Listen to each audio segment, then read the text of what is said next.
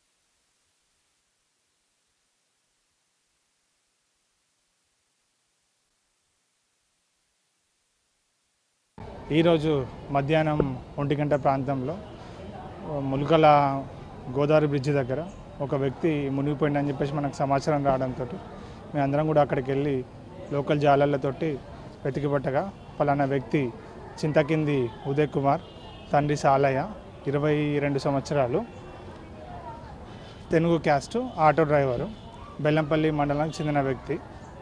ఈ వ్యక్తి ఉదయం 10 గంటల ప్రాంతంలో అదే గ్రామానికి చెందినటువంటి మన వెంకటేష్ అనే వ్యక్తి యొక్క తల్లిగారిది 3 నెలల వార్షికం ఉంది అని చెప్పేసి అట్టి వ్యక్తి కిరాయికి రమ్మంటే ఈ ఆటో డ్రైవర్ కిరాయికి వచ్చిండు.